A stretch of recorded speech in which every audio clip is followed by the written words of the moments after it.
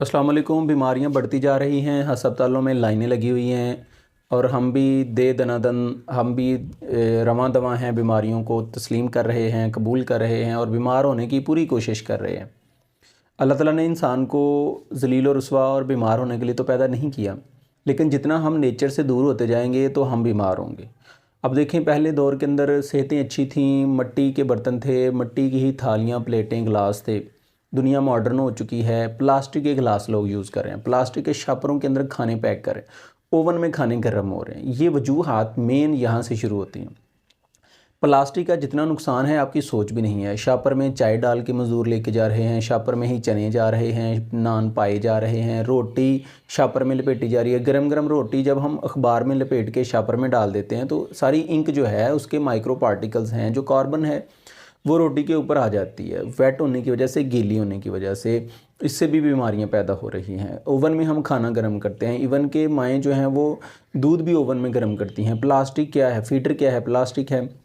जो प्लास्टिक के micro particles हैं ये इसमें जाएंगे, वही दूध बच्चा पिएगा, बीमारियां बढ़ेंगी। पहले दौर में तो बीमारियां नहीं थी इतनी, लोग सेहतमंद थे, उम्रें ज़्यादा थीं।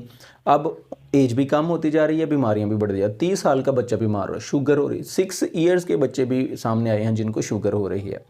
ज़्यादातर बीमारियां मैदे से पैदा होती हैं।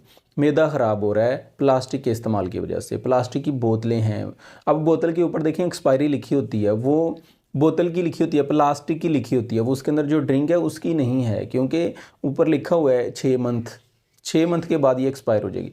वो धूप में भी पड़ी हुई है, नेस्ले की बोतल धूप में भी जा रही है, धूप में गर्म होने की वजह से माइक्रो न्यूट्रिएंट्स पार्टिकल उसमें भी जा रहे हैं, वही हम अंदर लेके जा रहे हैं।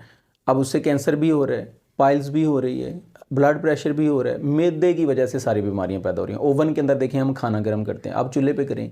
एक तो फ़ायदा ये होगा कि हम चूल्हे पे करेंगे तो गर्म करते ही बबल मारना शुरू कर देता है, स्मेल आना शुरू हो जाती है, तो पता चलेगा जी खाना ख़राब है। ओवन तो ऐसा नहीं करेगा, हम खाना ख़राब भी खाएंगे। दूध भी ख़राब है तो इसी तरह बच्चे को दूध दे देंगे, ख़राब पी लेगा वो। तो ये रेगुलर हमारी रूटीन है। ओवन से निकलने वाली जो रेज़ हैं देखें, वो माइक्रोवेव्स हैं और जिनकी एनर्जी बहुत ज़्यादा है। इन्हीं के थ्रू तो कम्युनिकेशन प्रोसेस हो रहा है, सैटेलाइट तक जो है वो पैगामात भेजे जा रहे हैं।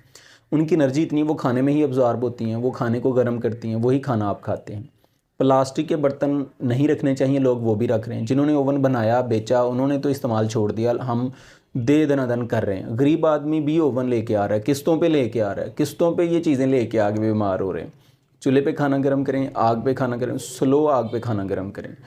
और देखिए, अगर आप खाना गर्म करते हैं ओवन में तो खाना अंदर से ठंडा रहता है, बाहर से गर्म हो जाता है। चावल अगर आप गर्म करें दोबारा से तो चावल अकड़ जाएंगे, चूल्हे पे गर्म करेंगे नहीं अकड़ेंगे, मतलब खाने के काबिल ही नहीं रहता खाना। तो नेचर के करीब हो जाएं। अब बहुत से जो कैंसर की बीमारी है वो किस वजह से पैदा हो रही है, वो ओवर ईटिंग की वजह से। रात को 12 बजे तक हम खाना खाते रहते हैं, जो एक्स्ट्रा बच जाता है हमारे जिस्म को जितना चाहिए, जो एक्स्ट्रा बचेगा वो जो एक्स्ट्रा न्यूट्रिएंट्स हैं, न्यूट्रिशन है, वो न्यूट्रिएंट्स डिफरेंट बॉडी में डिपॉजिट हो जाएंगे। वो फिर लाइपोमा और रसोलियाँ, गिल्टियाँ वगैरह हमें नज़र आएंगी। 1 से 2, 2 से 4, 5, 6 होती जाएंगी।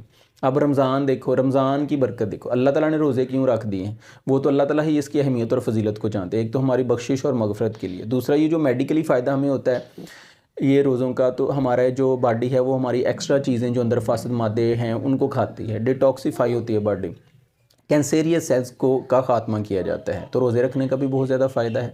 इस्लाम के करीब आएँ, नेचर के करीब आएँ, कम खाएँ, कम सोएं, कम बोलें। आप देखें बीमारियों से बचेंगे। रात को जल्दी सो जाएँ, सुबह जल्दी उठें, मॉर्निंग वॉक करें, फ़िज़िकल वर्क करें, इस्तेमाल ओवन का छोड़ें, नेचर के करीब जाएँ। हमें इजाज़त दीजिए, अल्लाह हाफ़िज़।